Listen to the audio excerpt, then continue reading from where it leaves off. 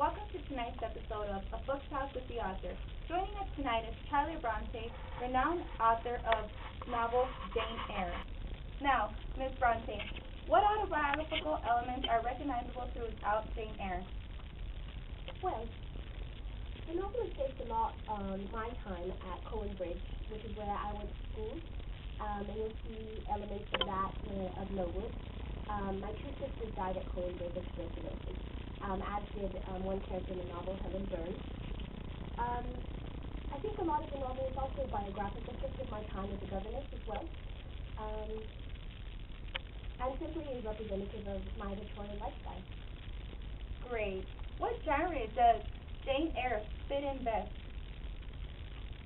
Well, I would say that the best genre to fit the novel in would be the buildings roman of the growth and maturation of a character. We see Jane grow from a young, scared girl, and when we meet her, she's quite strong and capable of herself. Now, you mentioned Bildungsroman, which is a novel that tells the story of a child's maturation and focuses on the emotions and experiences that accompany and initiate his or her growth to adulthood. Can you trace Jane Eyre's development in your novel? Well, when we first meet Jane, she's an orphan living with Mrs. Reed, and in the end we find her married and happy. To trace her maturation, we see her grow from being this poor orphan and eventually taking a hold of her own devices and becoming a governess and getting a job and eventually even working at her own school. She eventually does find love, which shows a lot for her, having none when she first started out. Great. We know Jane Eyre is the protagonist and narrator of the novel, but who is the antagonist? Well, there are so many different antagonists in the novel. A large one would be Victorian society in general. We see the way that Jane is oppressed in the sense that all of her options are to be a governess and her education is only allowed to go so far. Character-wise, I would say that Mr. Rochester is an antagonist in one sense as he inhibits the love that he desires so much at one point. Also, Blanche Ingram is representative of an antagonist as she halts Jane's wishes and is really representative of the rigid class society that Jane lives in. And finally, Mrs. Reed halts the family that Jane should have had from the very beginning, but because of Mrs. Reed's hate and detestment towards Jane, she was rejected of her family very early on. In what ways do you explore the critical Victorian English strict social hierarchy? Well, like I said, Jane's options are very slim as she's a woman. She can only become a governess or teacher, and her education is only goes up until she's about 17, which is very representative of our time. Secondly, we see Mr. Rochester and the struggle that he has to fall in love with Jane because she is from an upper class and she's essentially a nobody. Nobody knows that her name is worth anything, and names are a very big deal in Victorian society. And again, Blanche Ingram shows the ideal wife as she's good at singing and dancing and all these things that women are supposed to be good at, and essentially an ideal wife for Mr. Rochester. Okay. Earlier when we talked about the genre of Jane Eyre, the Gothic style was mentioned. How is this prevalent in 1847? Can you describe the ways in which you employed it throughout Jane Eyre? Well, I couldn't exactly use Gothic in the sense that, for example, Bram Stoker uses Dracula or Mary Shelley used Frankenstein with an actual monster.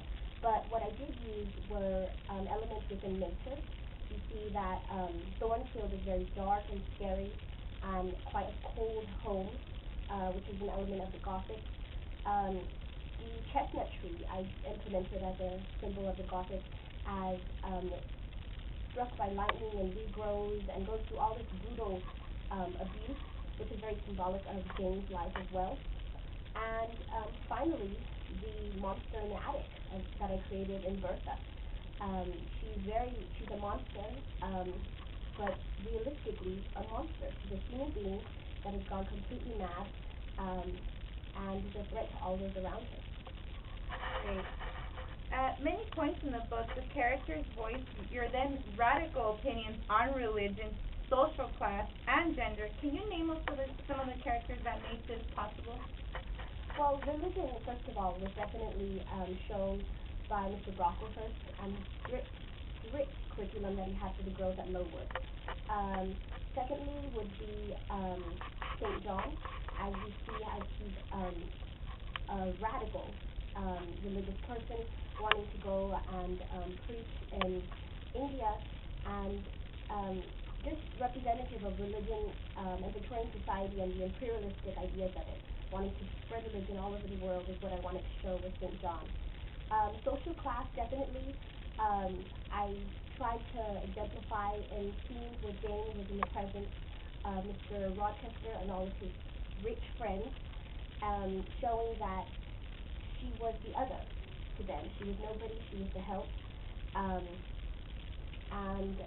just many elements besides those as well. But those are probably the best ones. Great. Can you describe a little more in detail Jane Eyre and her character? Jane's a strong girl. She endures so much throughout her life, and she eventually comes out on top. And what we needed to examine in her is her strength, and how time and time again she gets back up after all the trials and tribulations that she goes through, and always comes back stronger. Some people have argued that they're not pleased with my novel because Jane settled for marriage in the end, and they would prefer to see her as a scholar or something.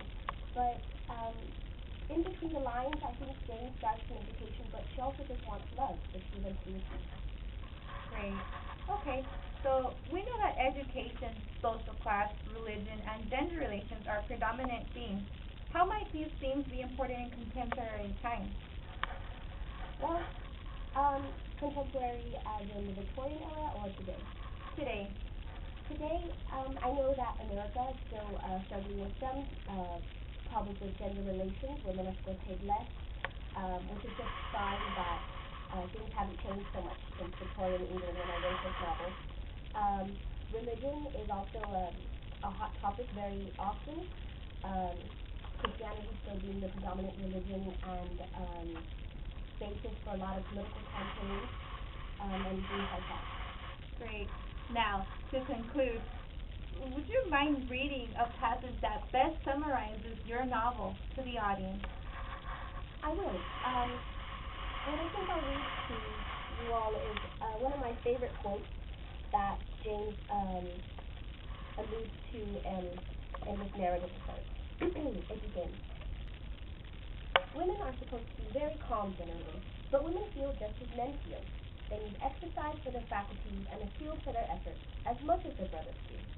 They suffer from too rigid a restraint, too absolute a stagnation, precisely as men would suffer, and it is narrow-minded in their more privileged fellow creatures to say that they ought to confine themselves to making puddings, knitting stockings, to playing on the piano, and embroidering bags."